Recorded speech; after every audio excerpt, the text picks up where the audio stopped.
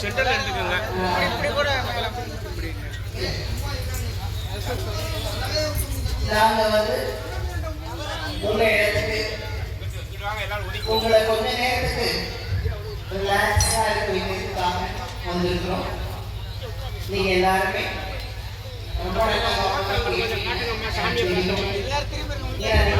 ஆர்வமா எல்லாரும் சாமி பார்த்த மாதிரி உட்காரு. இந்த பக்கம் பார்த்தோம் காரணம் என்ன அப்படின்னா நாயகரை பார்த்த மாதிரி ஒவ்வொருத்தருமே நல்லா இருக்கணும்னு நல்ல மனசோட இந்த விளக்க பூஜைக்கு நீங்க வந்து செய்யறதுக்காக வந்துருக்கீங்க.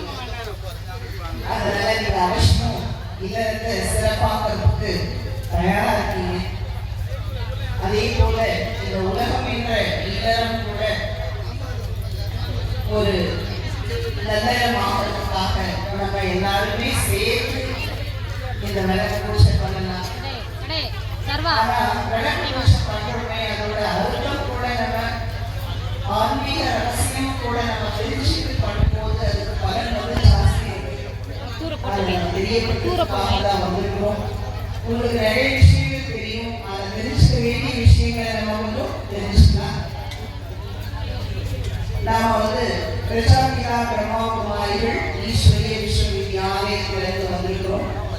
இது ராஜஸ்தான் அருமலையை தலைமையிடமாக வைத்து 140 நாடுகள் மூலமாக 5000 இடைவெளிகளுக்கும் மேலும் 10 லட்சத்துக்கும் மேல விபரமாகி இதர வாழ்க்கையில இருந்து தன்னை அர்ப்பணிச்சு அப்படின்னா இதர காரியங்களை செஞ்சாலும் கூட ஆன்மீக ஞானம் தியானம் கற்றுக்கிட்டு வாழ்க்கையை வந்து நல்லா ஆக்கி தன்னுடைய உறவுகளை நல்ல விதமா ஆக்குறதுக்கான அந்த ஒரு ஞான மார்க்கத்தை வந்துட்டு இருக்காங்க. இதுல வந்து பாத்தீங்கன்னா சாதி மதம் இனம் மொழி பாகுபாடு கிடையாது. நம்ம எல்லாருக்கும் அப்பா சிவ பரமாத்மா மனுஷ ஆத்மாக்களாகிய நம்மை மேன்மைப்படுத்துவதற்காக ஒரு ஞானம் தியானம் கற்றுக் கொடுத்துருக்காரு. நம்ம வந்து இன்னைக்கு முக்கியமா தெரிஞ்சுக்க போறோம். சிஸ்டம் முறையில பேசவும் இல்லை, உங்களுக்கு டைம் உங்களுக்கு கொடுக்கப்பட்டிருக்கு. அது போல இதை பயன்படுத்திக்கிறீங்க. அதாவது நம்ம ரக்ஷா பந்தன் அப்படின்னா என்ன, கிருஷ்ண ஜெயந்தியுடைய மகத்துவம் என்ன, திருவிளக்கு பூஜை செய்வதனுடைய சிறப்பு என்ன, இதை சுருக்கமா நம்ம தெரிஞ்சுக்க போறோம். கிருஷ்ண ஜெயந்தி அப்படின்னு சொல்லிட்டு கிருஷ்ணாவை பிடிக்காதவங்க யாருமே இருக்க மாட்டாங்க. ஏன்னா கிருஷ்ணா அப்படின்னாலே அவருடைய அழகு, அவருடைய ஒரு குறும்பு, அவருடைய ஒரு புத்திசாலித்தனம், யுக்திவான் அப்படின்னு நிறைய புகழக்கூடியவர் கிருஷ்ணா. ஏன்னா அந்த கிருஷ்ணா வந்து தேவலோகத்தினுடைய முதல் இளவரசர். அவர் வந்து சிறு குழந்தை பருவத்தில் அவர் கிருஷ்ணா, அவருடைய இளம் பிராயத்தில் அவருக்கு நாராயணன், லட்சுமி நாராயணன் இணைந்த ரூபத்துல சதுர்புஜ விஷ்ணு அப்படின்னு புகழ் பாடணும். அப்ப அந்த கிருஷ்ணா அப்படின்னா ஏன் நமக்கு ரொம்ப பிடிக்குது, அவர்கிட்ட உள்ள அழகா இல்ல குணமா எதனால நமக்கு ரொம்ப பிடிக்குது? எல்லாருமே நம்ம கடவுளை சொல்றோம் இல்லையா, கடவுளே கிருஷ்ணா போல குழந்தை வேணும், நாராயணன் போல கணவன் வேணும். இல்லையா? அப்படி நம்ம ஏன் கேட்கிறோம்? நமக்கு அப்படி கிடைச்சிட்டாங்களா? கிடைச்சிட்டாங்க, ஆனா கிருஷ்ணா போல வேணும் அப்படிதானே கேட்கிறோம். நாராயணன் போல வேணும். ஏன்னா அவங்க கிட்ட இருக்கக்கூடிய குவாலிட்டி எல்லாரையும் சுகப்படுத்தும். அதனால அவங்க கிட்ட இருக்கக்கூடிய குணங்கள் வந்து நம்ம என்ன பண்ணுது, சக்திகள், நல்ல ஒரு மனோநிலை நம்ம எல்லாம் சுகப்படுத்தும். அப்படிதானே எல்லாருமே கவனமா செயல்பாடுகள் ஒரு செயல் மட்டும் நடந்தா நல்லா இருக்கும். அப்போ பாருங்க, அந்த கிருஷ்ணாவினுடைய ஒரு நல்ல குணங்களினுடைய தன்மை நம்மளை என்ன பண்ணுது அப்படின்னா தேவலோகத்தினுடைய இளவரசி. அப்படிப்பட்ட இளவரசனை வந்து நாம போல ஆகணும் அப்படின்னு எல்லாரும் கிருஷ்ணா வந்து கீதையின் பகவான் மகாபாரத யுத்த கட்டத்துல அவரு கிருஷ்ணனுக்கு போதனை பண்ணார் அப்படின்னு. அந்த கிருஷ்ணா வந்து நல்லவர்கள் பக்கம் தான் இல்லை, அல்லது செய்பவர்கள் பக்கம் அவர் இல்லை. அப்ப இவ்வளவு விசேஷ தன்மைகள் அவருக்கு எங்க வந்து கிடைச்சது? தாயின் கர்ப்பத்தை தான் அவருக்கு ஜெயிச்ச, அவரும் கூட மரணிச்ச, மரணமும் உண்டு பிறப்பும் உண்டு காட்டப்பட்டிருக்கு. இதே போல அந்த சிவபரமாத்மா அவருக்கு ஜென்மம் வருட சக்கரம் இல்லை. சிவன் பிறந்ததாக இறந்ததாக வரலாறு சொல்லலாம். சிவனிடம் தேவாதி தேவர்களெல்லாம் போய் அழைக்கலாம், அழைத்து அவர் மூலமாக அனைத்து விதமான அசுரர்களை அழிப்பதற்கான சக்தியை அடைந்தார்கள் என்று காட்டப்பட்டது. அப்போ சிவபரமாத்மா வந்து மனித ஆத்மாக்களை ரட்சிப்பவர். அந்த கிருஷ்ணா கூட ஒரு முறை மேலே காட்டி சிவபரமாத்மா சொல்லக்கூடிய வழியில் ஸ்ரீமத் என்ற சிரேஷ்டமான வழியில் வாழ்க்கையில் நாம் நல்ல ஒரு வழியில் நடந்தால் ஏவாகலாம்னு சொன்ன விஷயங்களை அவர் கிருஷ்ணா கடந்துச்சார். அதனாலதான் வாழ்க்கையை எல்லாமே கடந்தாரு. அசுரர்களை அழிக்கிறதுல ரொம்ப திறமசாலி. கிருஷ்ணாவை காட்டிப்பாங்க. எத்தனை அசுரர்கள் வந்தாலும் அவர் அழகா அழிச்சு அது அழிச்சு கூட தெரியாம ஆனந்தமா இருப்பார். அப்போ அந்த மாதிரி அவரை வெண்ணை திருடா சிறுவை திருடா காட்டப்பட்டு கோபியர்களோட நடனம் ஆடியதாக காட்டப்பட்டு அந்த கோபியர்களோட நடனம் ஆடுவார். ஆனா எல்லாருக்கும் அந்த காட்சி தெரியாது. அவர் மேல உணர்வோட யாரெல்லாம் இருக்காங்களோ அவங்கதான் அந்த கிருஷ்ணாவோட நடனம் ஆடக்கூடியவங்க காட்டப்படும். அப்ப இந்த ரகசியமெல்லாம் என்ன அப்படின்னு அவருக்கு தெரிஞ்சுக்கணும். வெண்ணை திருடா அப்படின்னா வெண்ணையை திருடாரு அப்படின்னு அந்த திருடுன்னு ஒன்று காட்டப்பட்டிருக்கு. அதுல அர்த்தம் என்ன? அவர்கள அவ்வளவு அழகான ராசியத்துல ஒரு இளவரசனாக இருக்கக்கூடியவர் ஏன் திருடுவோம் அப்படி இல்லை. அந்த பானைக்குள்ள இருக்கிற வெண்ணையை வளர்ச்சி எடுத்து சாப்பிடுறது அவருக்கு ஒரு ரொம்ப பிரியம்.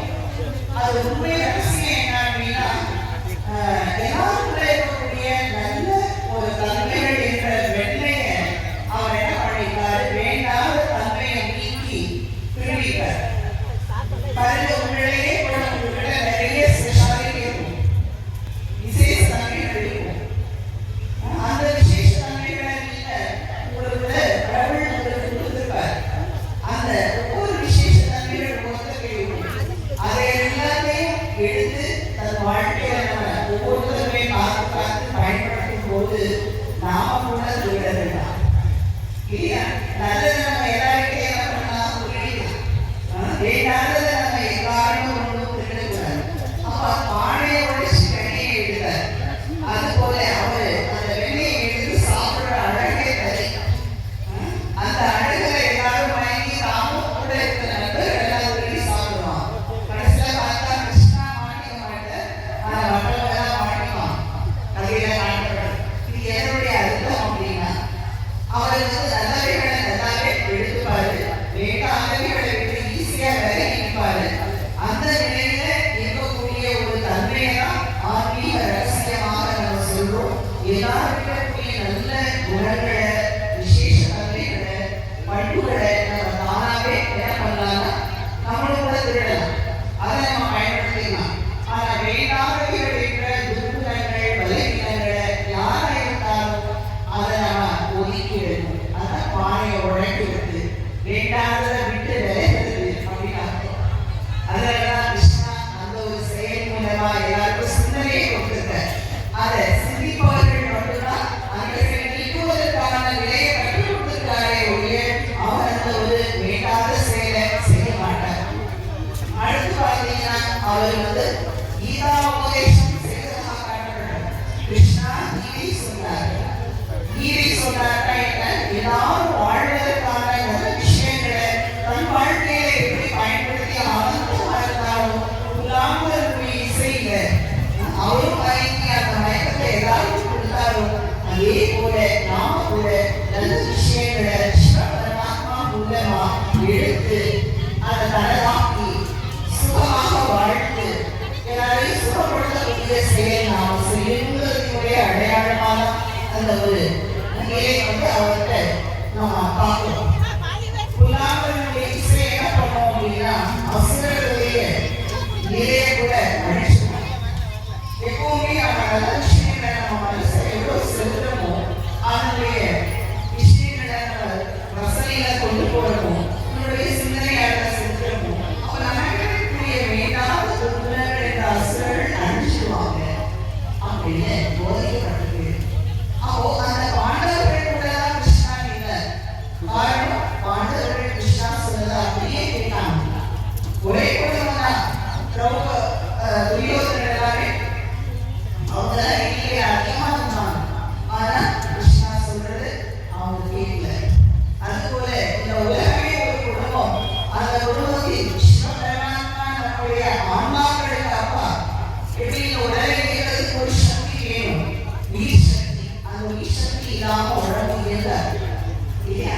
அப்ப அந்த உயிர் சக்திக்கு அப்பா தான் சிவ பரமாத்மா. அவர் கூட மகாஜோதியா இருக்க.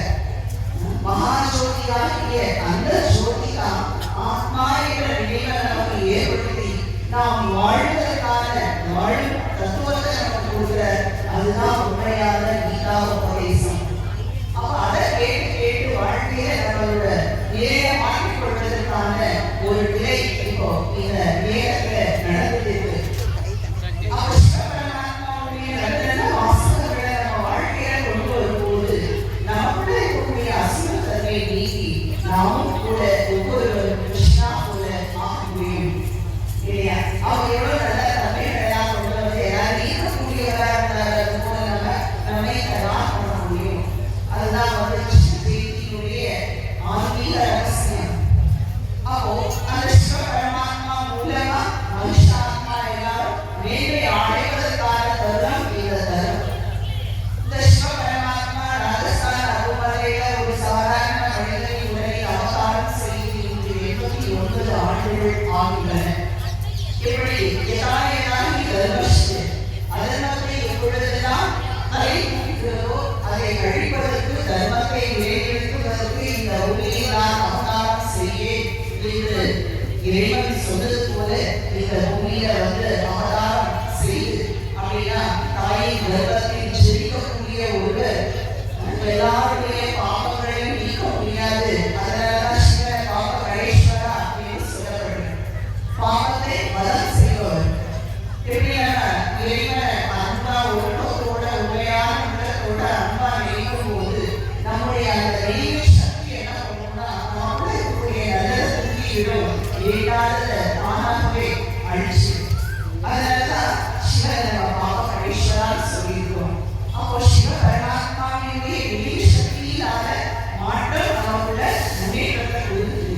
அதுதான் உண்மையான பிரகாசம். இனி நமக்கு கொடுத்துருக்க ரக்ஷா பந்தன் அப்படின்னா ரக்ஷான பாதுகாப்பு, பந்தன் என்றால் கட்டுப்படுது. எப்படி திரௌபதி மிகப்பெரிய சபையில ஒரு குடும்பம் தான். ஆனா துரியோதனன் அந்த கௌரவர்கள் எல்லாருமே தன்னோட பண்பை இழந்து பக்குவத்தை இழந்து அவங்க அதர்ம செயல் பண்ண ஆரம்பிச்சாங்க.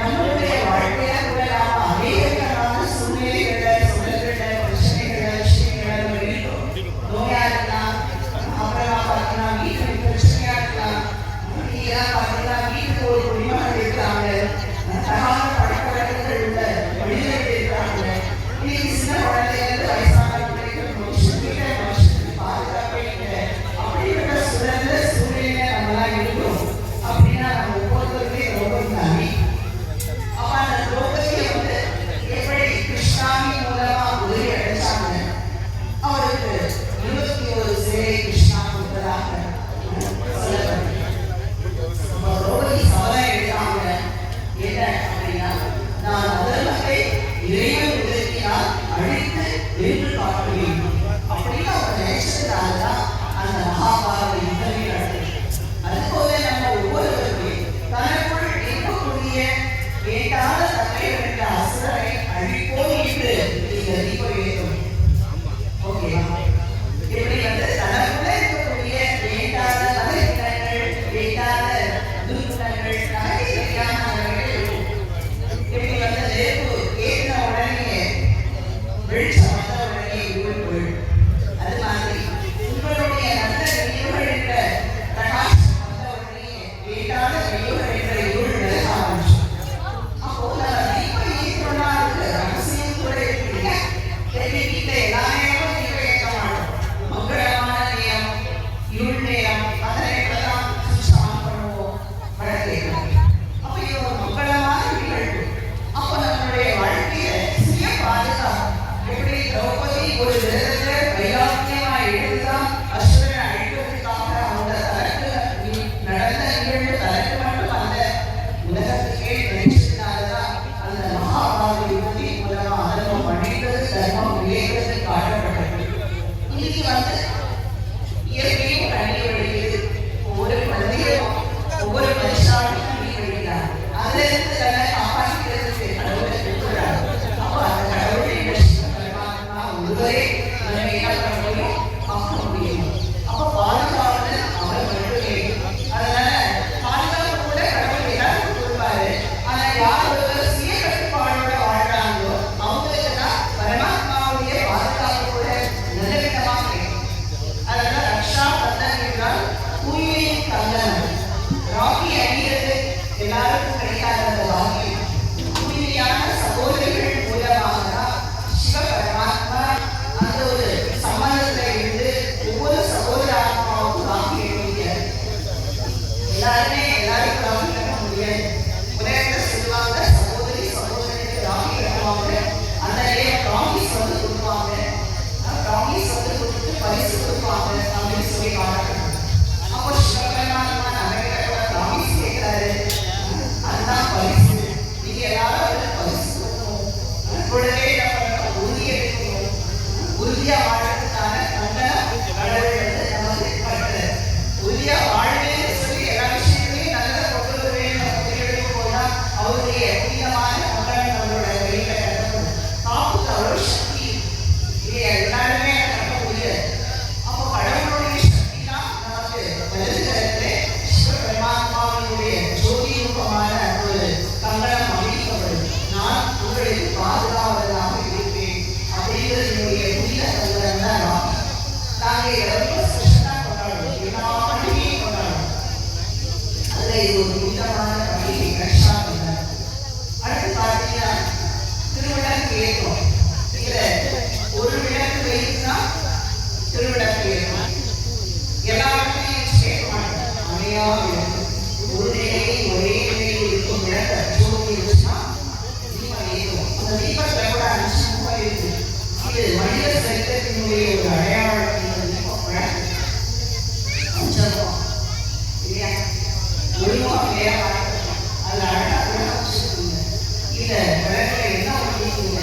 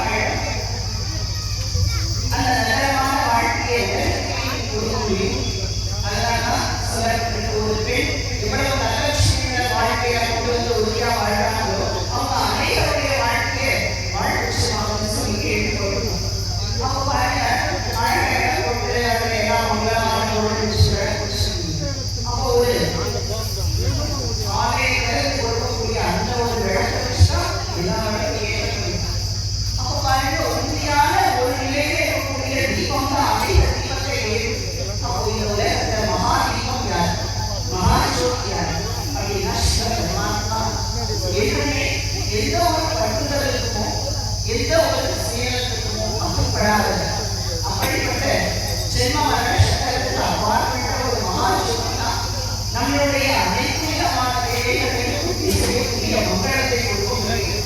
அப்படிப்பட்ட மங்கள நிலைதான் அந்த ஒரு விளக்கு. அப்போ ஒரு தீபம் மூலமா அநேக தீபம் இருக்கிற அப்போ சிவபெருமானுடைய நீர் சக்தியினால நம்முடைய அபரையுடைய குறைகளை வாழ்க்கையில் பிரகாசத்தை கொண்டு வருவார் என்பதனுடைய அருமையான விளக்கு. விளக்கேற்றால் வெளியேறும். அப்போ வெளியேற்றால் வாழ்க்கையில் அதனால இன்று முதல் நீங்க எல்லாருமே ஒரு விடியலை கொண்டு வரணும். நீங்க எல்லாருமே ஒரு உறுதி எடுக்கணும். எடுப்போம். நீங்க எல்லாருமே எப்படி தயார் பண்ணணும். உங்களுக்கு நேரம் அதிகம் எனக்கும் குறைவான நேரம் தான் இருக்குது. அதனால நிறைவாக 2 நிமிஷம்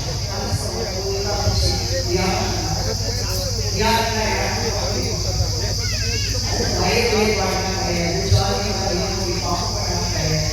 நம்மளோட மனசு வழிபாடு நம்ம மலையோட சொல்லுவாங்க இல்லையா, மனசு நல்லா இருந்தா மலை கூட கருதுதான். எவ்வளவு பெரிய அசுரம் கூட எனக்கு முன்னால பழுதுதான். ஒண்ணுமே அப்போ வாழ்க்கையில பிரச்சனை இல்லாம இருக்க ஒண்ணுமே அதை நீங்க ஈஸியா கண்டுபிடிக்கணும். அப்ப அதுக்கு சக்தி வேணும். ஈர்ப்பவர் இருந்தால் சில பரமாத்மாவோட பவர் நமக்கு தானாவே வரும். அவரோட நெய் சக்தி நம்மளோட ஆத்மாவோட நிறைய வாழ்க்கையை எல்லாத்தையும் நம்ம கடந்து போயிடும். அதனால சொல்றதுக்குள்ள யார் எந்த இருந்தாலும் சரி உங்களோட மனசுக்கு ஓய்வு கொடுத்திருந்தால் பார்த்த வாங்க விஷயத்தை காட்சியா முன்னாடி அனுபவம். இப்ப யாரும் சரியா உட்கார்ந்து எவ்வளவு நினைத்து பார்க்கணும். இப்ப நான் சொல்றது நீங்க யாரும் சொல்ல வேண்டாம். அதே போல உங்க மனக்கண்ணில் பாருங்க.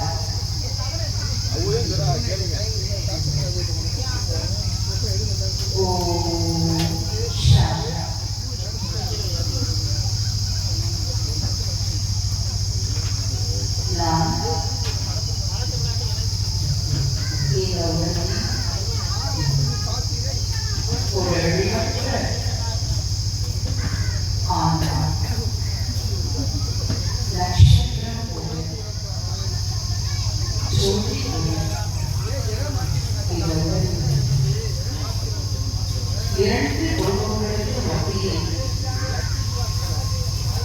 கண்களுக்கு பின்னால் பிரகாசமாக சுழிப்பாக இருக்கிறேன். என்னுடைய ஆன்மாவுக்கு என்னுடைய நல்ல உணர்வுகளினுடைய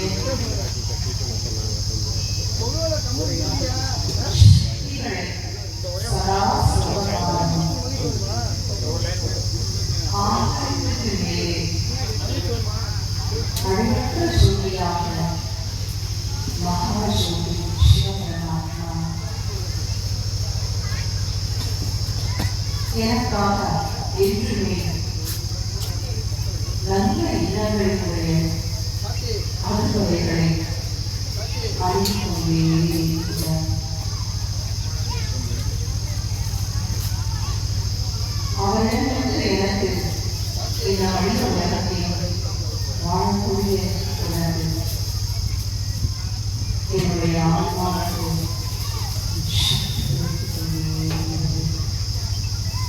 இந்த உலகில் நான் ஆத்மா பிரகாசமாக விழிக்கொண்டே இன்று முதல் நான்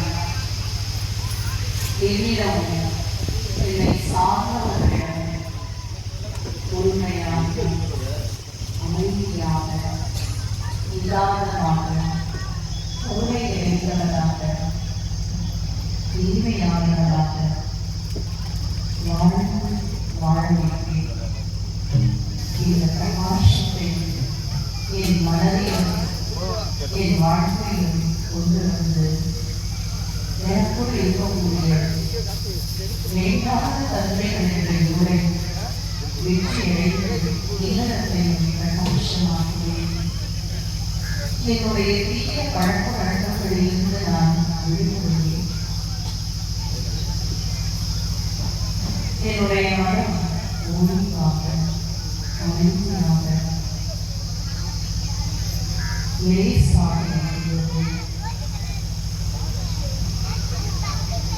ஓம் சாந்தி. இதுபோல நம்ம மனசு சிறிது நேரமாகும். ஓம் விக்ருதே நமக. ஓம் விக்ருதே நமக. ஓம் வித்யாய நமக. ஓம் சர்வபூதகதப்பிரதாய நமக. ஓம் ஸ்ரத்தாய நமக. ஓம் விபூதியே நமக. நான் சொல்றது புரியுதா உங்களுக்கு? புரியுதுல? ஓம் ஸ்ரத்தே நமக. ஓம் பரமாத்மாய நமக. ஓம் வாச்சே நமக. ஓம் சத்தாய நமக. ஓம் பத்மாய நமக. ஓம் சுதே நமக.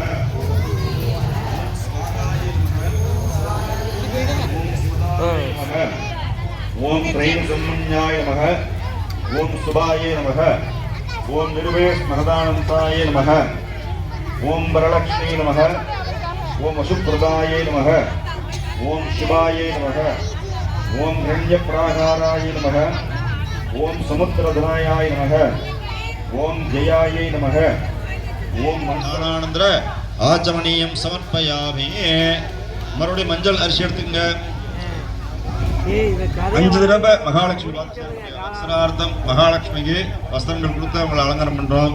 யாராவது வீட்டில் சுமங்கலியை வந்து நினைச்சுவோம் ரவிக்கு விட்டு வச்சு சேலை வச்சு வஸ்திரம் கொடுக்கணும். அது மாதிரி மகாலட்சுமிக்கு அதுக்கு பதிலாக மஞ்சள் அரிசி வக்ஸரார்த்தம் அக்ஷதான சமர்ப்பயாமி.